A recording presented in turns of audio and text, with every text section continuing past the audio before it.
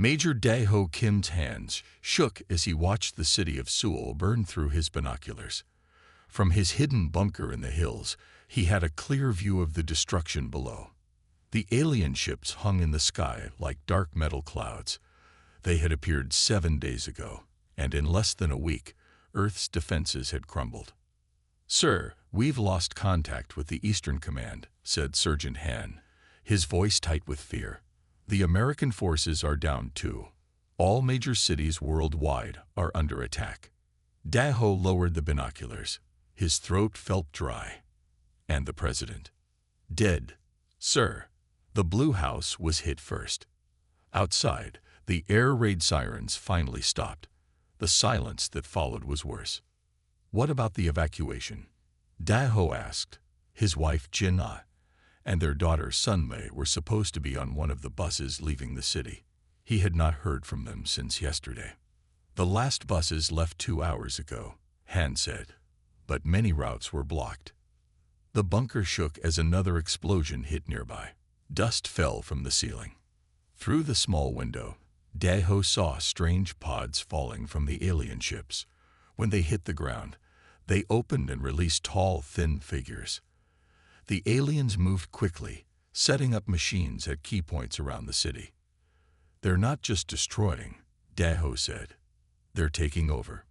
Within hours, large dome-like structures began forming over Seoul, connecting from point to point until they covered most of the city. "What are they doing?" Han whispered. "Making it their home," Daeho replied. The radio crackled to life. A voice came through, broken by static. "This is Captain Ta-Won from Seoul Center. They're rounding up people, taking some into their ships. Others are being forced to work. They have these weapons. They don't kill. They just cause pain. So much pain." Daeho grabbed the radio. "Ta-Won, this is Major Kim. What about the civilians?" "The evacuation buses. Some got out. Others." There was a long pause. "They're stopping buses at the city limits, scanning people, taking those with certain skills back into the city. The rest are being pushed into the wastelands." Daeho's heart sank. The wastelands, areas hit by the aliens' first attack, were now highly radioactive. Few could survive there for long. "Sir," Han called from the monitor station. "Look at this." On the screen, they could see one of the alien beings up close, captured by a security camera. It was at least 7 feet tall, with gray-blue skin that seemed to shimmer like metal in the light. Its face had no nose, just breathing slits, and its 4 eyes blinked sideways. "They're broadcasting something," Han said, turning up the volume. A strange voice came through, speaking Korean but with an odd, flat tone. "People of Earth, we are the Karis. Your cities are now under our control. Those with useful skills will serve. Those without will leave. Resistance means death. Cooperation means life." The message repeated in different languages. "They learned our languages," Han whispered. "They were watching us for a long time." Daeho's radio buzzed again. "Major Kim, are you there?" It was Ta-Won's voice, now whispering. "I'm here. I saw the passenger lists. Your wife and daughter. Their bus was stopped at Checkpoint East. Your wife was sent to the wastelands. Your daughter." He paused. "They took her back into the city." Daeho closed his eyes. Jin-ah in the radioactive wastelands, Sunmei in alien hands. The weight of it crushed his chest. "Sir." Han looked at him, waiting for orders. Daeho stood straight. "We can't win this fight. Not now. But we're not beaten yet." He looked at the map. "We need to reach the wasteland groups. Find Jin-ah, build a resistance. And somehow," he looked back at the alien on the screen, "find a way back into those cities." Outside, the dome over Seoul completed itself, sealing the city off from the world. The sky darkened as more alien ships arrived. The fall of Earth had taken just 7 days. 6 months had passed since the fall of Seoul. The wastelands stretched for miles around the alien-controlled cities, a dead zone where nothing should grow. Yet people survived. Daho walked through the hidden camp, nodding to the thin, dirty faces that looked up at him. 300 people lived here now, in makeshift shelters built into the side of a mountain. They called themselves the Wastelanders. "The hunting party is back," said Myre, a young woman who had once been a college student. Now she carried a rifle and wore clothes patched together from whatever they could find. "They got 2 deer. Both have mutations, but Hansol says the meat is safe if we cut away the strange parts." Daho nodded. "Tell everyone we eat tonight. Full portions." This was their life now. Hunting mutated animals, collecting rainwater, staying hidden from the alien patrols that sometimes searched the wastelands. He made his way to the medical tent, where Hansol was examining a young man. Hansol had been a medical researcher before the invasion. Now he was the closest thing they had to a doctor. "How is he?" Daho asked, looking at the patient. Hansol's face was grim, the same as the others. "The changes are happening faster now." The young man's skin had a strange, patchy look. In some places, it seemed almost to shift and move, as if something lived just under the surface. "What's causing it?" Daho asked. "The radiation, yes, but something else too," Hansol said. "I think it's the alien terraforming chemicals. They're changing the soil, the air, and they're changing us too." Daho had seen the changes. Some were small, people who could now see in the dark or go days without water. But others were more frightening. "Have you found Jinnah?" Hansol asked quietly. Daho shook his head. "I've checked every wasteland camp within 100 miles. No one has seen her." "And your daughter?" "Tadawan is still looking inside the dome. He says many humans work for the Xeris now. Sunmei might be one of them." Outside, a commotion broke out. Shouts and screams. Daho ran from the tent to see people backing away from a figure at the edge of camp. It was a woman, or had been once. Now her skin rippled with strange patterns. Where her right arm should be, there was something else. A limb that looked partly human, partly like the leg of a deer. "Stay back," someone shouted. "She's a flesh taker." Daho pushed through the crowd. "What happened?" An old man spoke up. "She came from the far wastelands.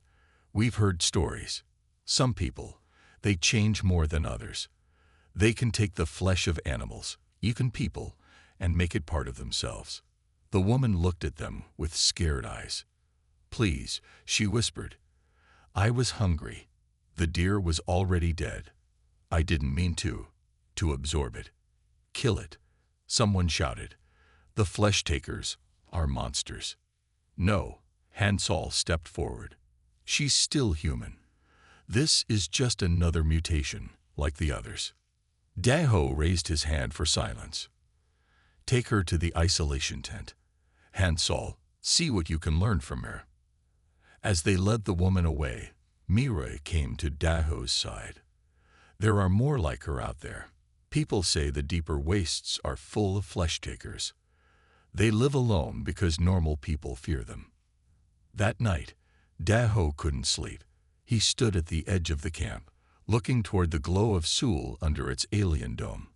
Somewhere in there was his daughter. Somewhere in the wastes was his wife, if she was still alive. The radio at his belt crackled. "Daho, this is Taiwan." Daho grabbed it. "I'm here. I found something. The Xeris have a weakness. Their bodies can't handle certain Earth proteins. It kills them. Can we use that?" "Not easily. Their filtration systems are too good." "But," Taiwan paused, "I think I found Sunmei. She's alive, working as a translator for a high-ranking Xeris." Hope and fear mixed in Daho's chest. "And Jinnah." The silence lasted too long. "I'm sorry. They have records. She was caught trying to steal food. They executed her 2 months ago." Daho stared at the wasteland around him, at the strange twisted plants that had begun to grow in the poisoned soil. Everything was changing. Maybe it was time the Wastelanders changed too. The small basement room under Sewell was lit by a single light. Taiwan looked over his shoulder every few seconds. You can hear, deep beneath the city, he felt watched. The Kexeris had eyes everywhere. "You're late," he said as Daho slipped through the hidden entrance. "How did you get past the dome?" "The sewers," Daho said. "The radiation suits you sent helped. Without them, the sensors would have caught us." He had brought two others with him, Han Sol and Mei Ray. All three were thin and tired, but their eyes were sharp. Taiwan spread a map on the table. The Terrace have divided the city into zones. Zone 1 is where they live and work. No humans allowed except special servants. Zone 2 is where human workers live. Zone 3 is factories and farms. "And my daughter?" Daho asked. "Sunmi works in Zone 1 for Supreme Governor Ket. She translates human languages and teaches the Keras about our cultures." Taiwan looked down. "She has a good life, Daho. Better than most humans in the city. Better than anyone in the wastelands. Does she know I'm alive?" I couldn't risk telling her. The Xeris watched the translators closely. Han Sol stepped forward. "Tell them what you found about the Xeris biology." Taiwan nodded. "They look strong, but they have a weakness. Their bodies can't process certain proteins found in Earth life. When exposed, their skin breaks down. Their organs fail. They die quickly. Can we use this?" Mirai asked. "Make a weapon." "I've tried," Taiwan said. "The problem is delivery. They don't eat our food. They breathe through special filters. Their skin is covered when they're outside their private areas. And they check everything that enters Zone 1. Daho thought of the flesh-taker woman in their camp. Her strange ability to absorb animal tissue. "What if the weapon could walk in on its own?" he asked quietly. The others looked at him. "The mutations in the wastelands," Daho continued. "People are changing. Some can do things, strange things." Han Sol nodded slowly. "The flesh-takers. Their DNA changes constantly. They adapt to whatever they touch. In theory, if one absorbed the right material. They could become toxic to the Xeris," Taiwan finished. "But would they help us? You said your people fear them." "We do," Mirai admitted. "They're unpredictable, dangerous. So are the Xeris," Daho said. "And right now, we're losing this war." A noise outside made them all freeze. Footsteps passed by the hidden door. "We should go," Mirai whispered. "The patrols are increasing." Taiwan handed Daho a small device. "This will help you communicate with me. It doesn't use frequencies that Xeris monitor." "And this," he added, giving him a photo. "Your daughter." Daho looked at the image. Sunlight wore clean clothes with a strange symbol on the sleeve. Her face was thinner and her eyes seemed older, but she was alive. His heart ached. "One more thing," Taiwan said. "The Xeris are preparing for something big. More ships are arriving every day. They're building new structures in Zone 1. Whatever they came here for, they're not done yet." Outside, in the dark tunnel that would lead them back to the wasteland, Han Sol spoke quietly to Daho. "We need to find more flesh-takers. Study them. There's a woman called Yunji who lives alone in the deep wastes. People say her abilities are stronger than any other." "How do we find her?" Daho asked. "We don't. She finds those who need her. At least, that's what the stories say." Mirai checked her radiation meter. "We need to move. The rad levels are rising." As they made their way back toward the wastelands, Daho looked at the photo of his daughter one more time before tucking it away. The Xeris had taken his city. They had taken his wife. They would not take his daughter too. Behind them, the dome over Sewell glowed green in the night, like an alien jewel resting on the ruins of human civilization. The deep wastes were different from the outer territories. Here, the radiation had changed everything. Strange plants grew in twisted shapes. The few animals they saw had extra limbs or eyes. The sky itself seemed wrong, a sickly green color that never fully brightened into day or darkened into night. Daho led the small group, himself, Hansol, Mireille, and two others who knew the area. They all wore makeshift radiation suits, but the meters still clicked faster than was safe. "We shouldn't stay here long," Mireille said, checking her meter. "Another day in this radiation, and we'll start changing too." "If the stories are true, she lives near the old river bend," said one of the guides. "But no one has seen her and lived to tell about it for months." "Cheerful," Hansol muttered. They made camp in the shell of an old gas station. As night fell, or what passed for night in this strange twilight, they heard sounds around them. Movement in the bushes, soft cries that were almost human, but not quite.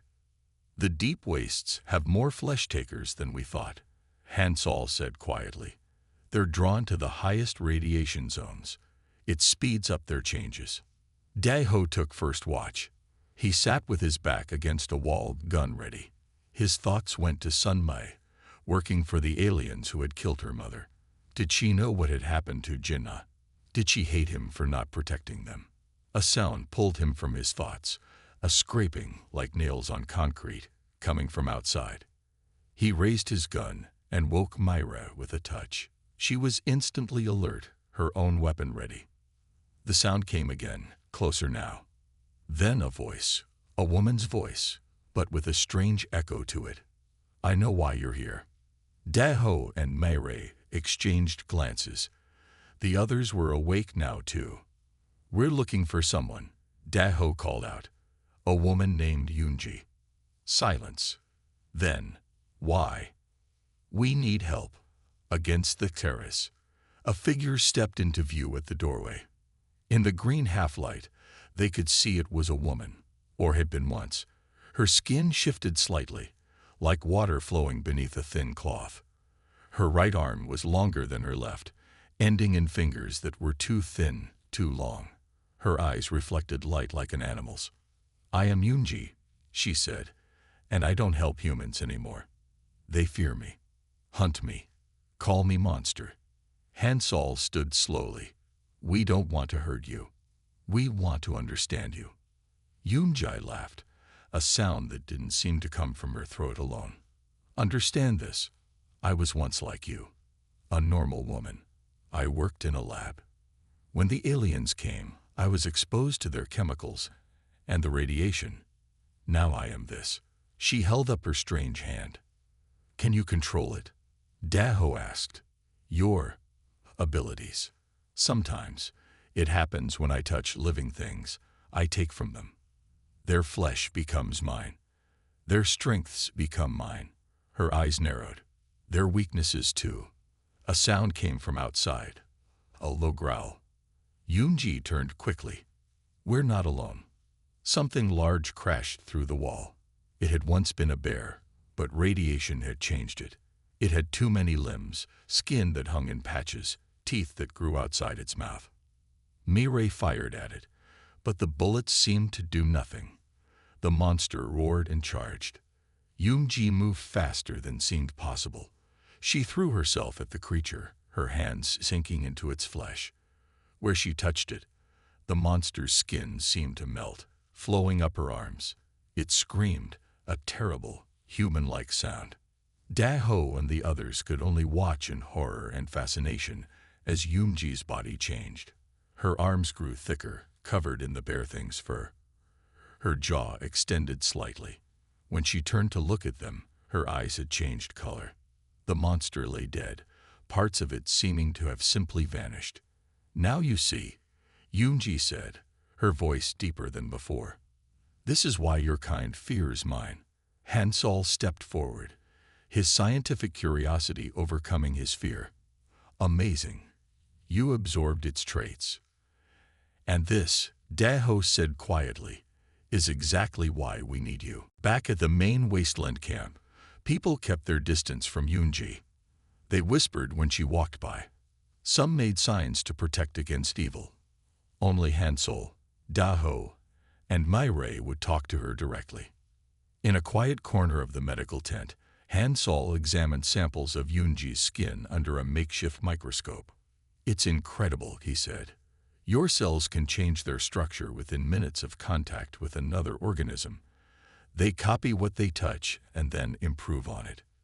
Yunji sat still, her face blank. The bear's traits had mostly faded now, but her right arm was still thicker than her left, covered in light brown hair. "Can you control what you take?" Daho asked. "Not always," Yunji said. "Strong emotions make it happen faster. Fear, hunger." She paused. "Sometimes I take things I don't want." Han Sol looked up from his microscope. "But if we could control it, direct it, your ability could be the weapon we need against the Xeris." "You want me to touch one of them?" Yunji's voice was flat. "Take their flesh." "No," Daho said. "We want you to absorb something that would make you toxic to them. Something they can't process." Myray entered the tent with a small box. "Todd 1 sent this. He says it contains samples of proteins that harm the Xeris." Han Sol opened the box carefully.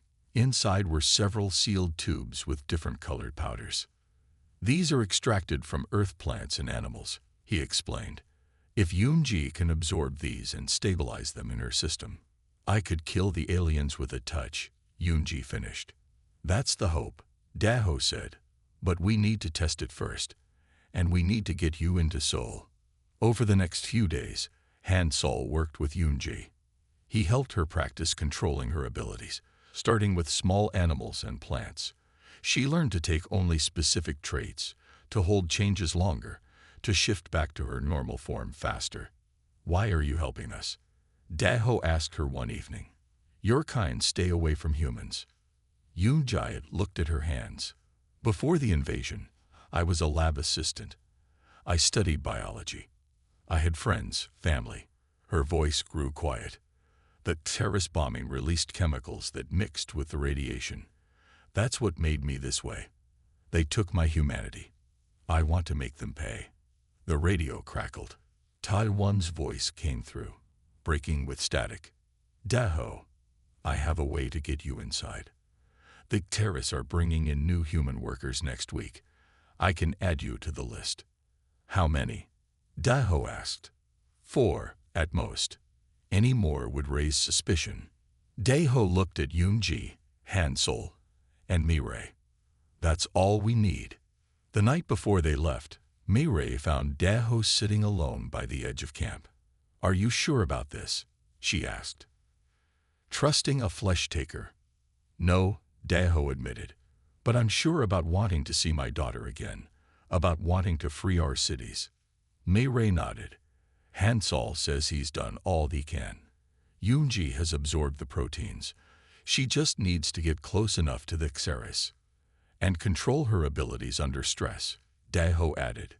"In a new environment, with new organisms all around her.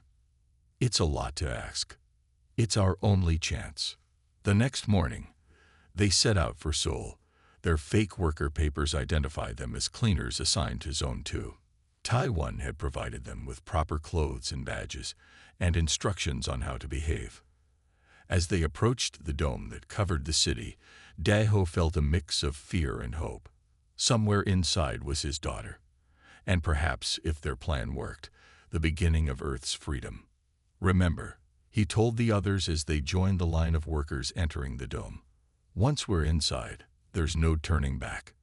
Yunji pulled her sleeve down to hide her still-changed arm. "I was born in that city," she said quietly. "It will be strange to return as something else." The line moved forward. The Xeris guards scanned each person entering. Daho took a deep breath. "Just act normal. We're just workers." The dome entrance loomed ahead, a shimmering barrier between the wasteland and the stolen city beyond. The inside of the dome was nothing like Daho remembered. Seoul had changed. The buildings were the same, but strange plants grew everywhere. Blue vines that climbed walls, trees with purple leaves. The air smelled different, sweeter. "They're terraforming," Han Sol whispered as they followed the other workers, "making Earth more like their home planet." His Eris guards led them to a processing center. Daeho kept his head down, trying not to stare at the aliens. Up close, they were even stranger, 7 feet tall with skin that shifted colors slightly as they moved. Their 4 eyes blinked sideways. Name? One asked Daeho in flat Korean. Kim Jun-seo, he said, using his fake identity. The Eris scanned his worker badge. Zone 2, Building 7, cleaning duty. Next was Yoonji. Daeho held his breath. Would the alien sense something different about her? Her changed arm was hidden under her sleeve, but what if they had other ways to detect flesh takers? The Eris looked at her longer than the others, but finally scanned her badge and waved her through. They were assigned to a worker housing block in Zone 2. The room was small but clean, with 4 beds and basic supplies. We have 3 days before our first work shift, Mayray said, checking the schedule they've been given. That's when we'll be able to move between zones. I'll contact Taiwan, Daeho said. He should have more information about Sunmi's location. That night, when the other workers were asleep, they slipped out. Taiwan had told them about maintenance tunnels that ran under the zones, ways to move without being seen by the many Xeris cameras. This way, Daeho said, finding the hidden entrance behind a trash bin. The tunnels were dark and damp.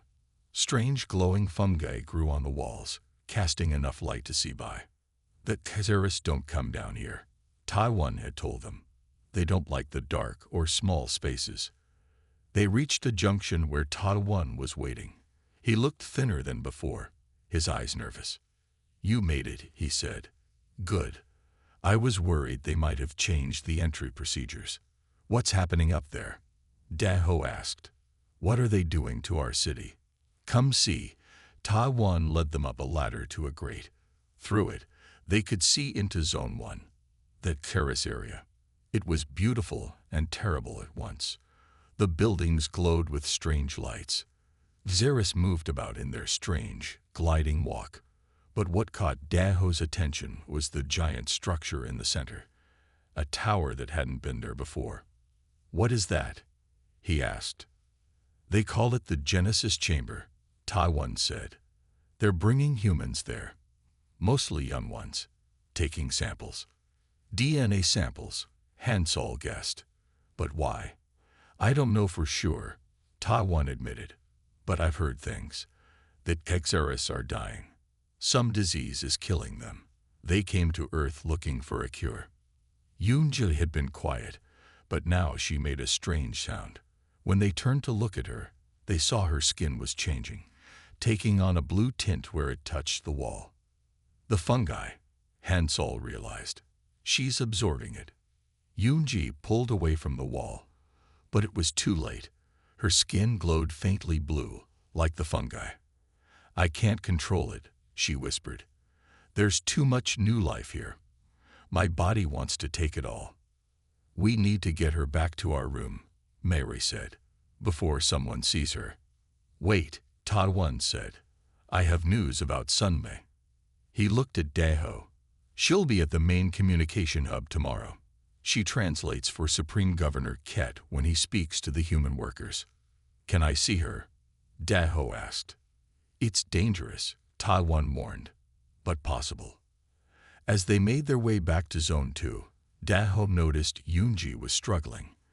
The blue glow had faded, but now green patches appeared on her skin where she had brushed against the strange plants. Are you okay? He asked quietly. So much life here, she said. Changed life. Alien life. It calls to me. She looked at her hands. I don't know how long I can stay.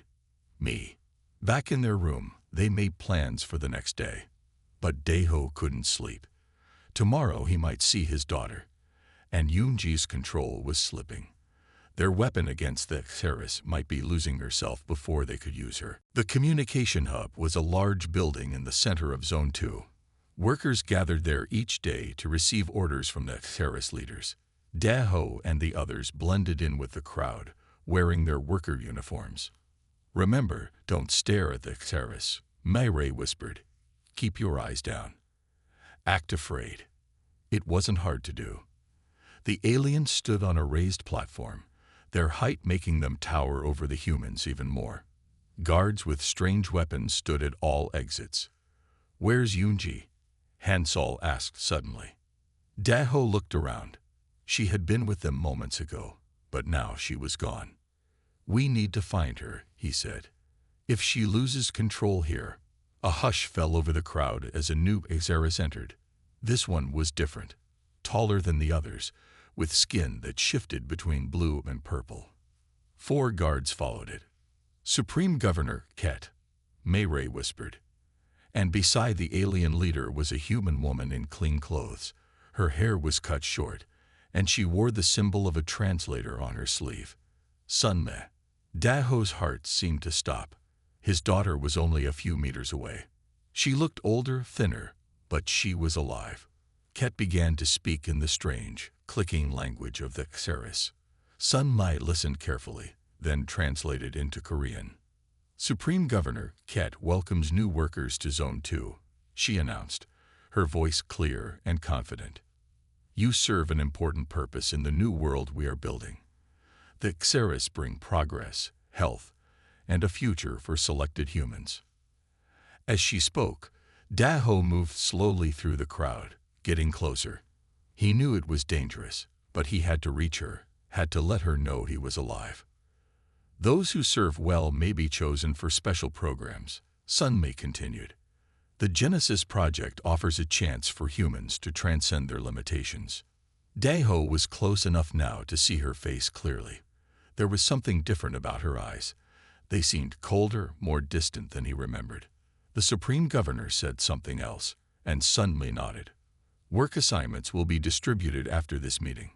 Those chosen for medical screening will be notified separately." As the crowd shifted, Daho found himself pushed forward. Suddenly, he was at the edge of the platform, looking up at his daughter. Their eyes met. For a moment, Sunmei's professional mask slipped. Her eyes widened in shock. She recognized him. "Sunmei," he whispered.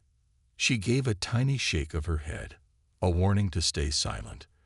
But she moved slightly toward the edge of the platform, away from the Xeris leader. "Father," she whispered when she was close enough. "You shouldn't be here. It's dangerous." "I came for you," Daho said, "to take you home." Sun's face hardened. "Home. The wastelands. I have important work here." "They killed your mother," Daho said. "I know." Sun's voice was flat. "But fighting them will only get more humans killed. The Xeris are too powerful. Our only chance is to work with them, to make ourselves useful." Daho couldn't believe what he was hearing. "They're experimenting on humans, taking DNA samples. For the Genesis Project," Sunmai said. "They're dying. Their species is failing. They need human DNA to save themselves. And that makes what they did right." Sunmai looked away. "It makes it necessary. They can help us too. Their medicine, their technology." A commotion at the back of the room cut her off. People were shouting, moving away from something. Guards rushed toward the disturbance. In the chaos, Daho saw what was happening. Yunji stood there, but she was changing rapidly. Her skin rippled with blue and green patterns from the alien plants she had touched. Her hands were elongating, becoming more like Xeris limbs. "What is that?" Sunmai whispered, fear in her voice for the first time. "Our only hope," Daho answered. A Xeris guard reached Yunji first. It grabbed her arm and immediately screamed, a high-pitched sound that hurt human ears. Where it touched her, its skin began to melt. Yunji looked up, meeting Daho's eyes across the room. Then she reached for another Xeris. Chaos erupted in the communication hub. Humans screamed and ran for the exits. Xeris guards rushed toward Yunji, weapons raised. Daho pulled Sunmi down from the platform. "Stay with me." "What is happening?" she demanded. "What is that person?" "A flesh taker," Mayray said, joining them. From the wastelands. Across the room, Yoonji touched another Xeris. The alien skin bubbled and melted where her fingers made contact. It fell, making terrible sounds. But something else was happening too. Yoonji's body was changing more rapidly now. Her skin took on the metallic blue-purple color of the Xeris. Her limbs stretched. Her eyes changed. She's absorbing Xeris biology, Hansol said, watching in fascination and horror. But it's happening too fast. The alien DNA is overwhelming her. Supreme Governor Ket barked orders in the Xeris language. Guards surrounded him, moving him toward a protected exit. "We need to get out of here," Mary said, before they locked down the building. "Where's Taiwan?" Daho asked, looking around. "Here." Taiwan appeared beside them. "Follow me. I know a way out." As they ran, Sun Mai resisted. "Father, stop. This is madness. You can't fight the Xeris." "Look at them." Daho pointed back at the room, where more Xeris had fallen. "They have a weakness. The flesh takers are that weakness." Taiwan led them down service corridors, away from the main halls where Xeris security forces were gathering. "The flesh taker mutation," Hansol said as they ran. "I finally understand it. The Xeris terraforming chemicals mixed with radiation. They created something the aliens never expected. Humans who can absorb and repurpose biological material. We made our own weapon," Myray realized. They reached a small room filled with monitors. Taiwan locked the door behind them. "Security control," he explained. "We can see the whole building from here." On the screens, they watched as Yoonji moved through the halls. She was barely recognizable now, her form a strange mix of human and Xeris. Any alien that touched her died quickly. Some humans who got too close changed too, their skin starting to shift and flow. "It's spreading," Hansol whispered. "The flesh taker mutation can be passed to others under the right conditions." Sunma stared at the screens. "This is what you planned? To unleash this?" "No," Daho admitted. "We hoped to control it. To use Yoonji as a targeted weapon against Xeris leaders." "But now?" Sunma asked. No one answered. On the screens, they could see Xeris soldiers falling back, forming new defensive lines. Emergency signals flashed throughout the dome. Taiwan tapped commands into a terminal. The Xeris are activating emergency protocols. They're sealing off Zone 1 completely. "They're afraid," Mary said. "For the first time since they came, they're afraid." Hansol studied data flowing across another screen. "Look at this, medical reports. The Xeris have been studying flesh takers for months. They knew about the mutation. They just didn't realize how dangerous it could be to them." Daho turned to Sunmai. "You said they need human DNA to survive. Is that why they took our cities instead of just destroying them?" "They need us alive." Sunmai nodded slowly. "Their species is dying from a genetic disorder. They searched the galaxy for compatible DNA and found Earth." Her face showed conflict. "They're not evil, Father. They're desperate." "So are we," Daho said. A new alarm sounded. On the screens, they could see Xeris in Zone 1 rushing to ships. "They're evacuating," Taiwan said. "Only the command staff," Sunmai corrected. "They'll get reinforcements, more ships, more soldiers." Daho watched Yoonji on the monitor. She had stopped moving, standing in the middle of a corridor. Around her, several humans were changing, becoming like her. "We need to get back to the wastelands," he said quietly. "There are more flesh takers there. If we bring them to other cities, you'd start a plague," Sunmai said, horrified. "We'd start a resistance," Daho corrected. "The only kind that Xeris can't stop." 1 month later, Daho stood on the roof of what had once been Seoul City Hall. The dome above was breaking apart, sections falling like shattered glass. They didn't crash to the ground, but dissolved into dust before hitting anything. The Xeris technology was failing without the aliens to maintain it. "It's happening in every city," Mirai said, joining him. "Tokyo, New York, London, all the domes are falling. And the Xeris? Daho asked. Gone. Their ships left Earth's orbit 3 days ago. Our satellite teams confirm it. Daho nodded, watching as sunlight, real, unfiltered sunlight, touched parts of Seoul for the first time in over a year. The plan had worked better than they could have imagined. After escaping the communication hub, they had returned to the wastelands. There, Daho had gathered other flesh-takers, men and women who had once been outcasts. He told them they were now humanity's greatest hope. Teams of flesh-takers had infiltrated every major city dome worldwide. The effect was dramatic. The Xeris, faced with an enemy they couldn't fight, had retreated, first from the cities, then from Earth entirely. It wasn't just the flesh-takers that made them leave, Sunmai said, climbing up to join them. She had finally accepted her father's side, though reluctantly. It was what Hansol discovered. Hansol had found that the flesh-taker mutation wasn't a random effect of radiation. It was a direct response to Xeris terraforming chemicals, a human adaptation that turned their own technology against them. They realized they created their own perfect predator, Sunmai continued, and that it was spreading faster than they could control it. Below them, the city was coming back to life. People moved through the streets, reclaiming buildings, removing alien plants. Teams worked to preserve useful Xeris technology before it failed completely. What about Yunji? Daho asked. Mireille pointed to a building across the square. She's with the others. They've changed. Not fully human anymore, but not Xeris either. Something new. The flesh-takers had become a new kind of human. They could control their abilities now, choosing when to change and when to remain stable. Some could heal injuries by absorbing healthy tissue from donors. Others could adapt to survive in environments that would kill normal humans. They're talking about moving into the deep wastelands, Mireille said, building their own settlements. Many people still fear them. After they saved us all, Daho asked. People fear what they don't understand, Sunmai said quietly.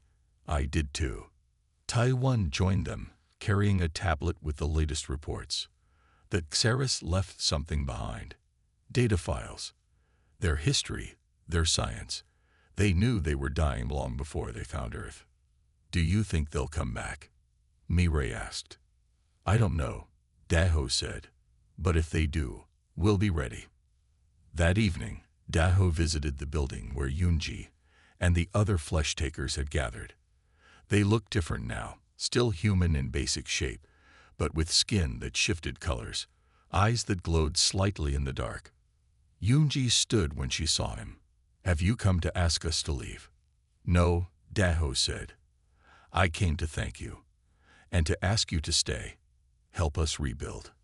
We're not human anymore, Yunji said. Not really. Maybe humanity needs to be more than what it was, Daho replied. The Xeris changed our world. They changed some of us, but they didn't destroy us. Later, as night fell over Seoul, Daho stood with Sunmai at the edge of what had once been the dome barrier. Beyond the city, the Westlands stretched dark and forbidding. But even there, things were changing. The alien plants were dying without the Xeris to maintain them. Earth was slowly healing. What happens now? Sunmai asked. We rebuild, Daho said. We learn from what the Xeris left behind. We find a place for everyone, old humans and new. In the distance, they could see other flesh-takers moving through the wasteland, their skin glowing faintly in the darkness. Once they had been outcasts. Now they were the bridge between what humanity had been and what it would become. The Xeris had taken their cities, but in the end, what they created in the wastes had taken Earth back.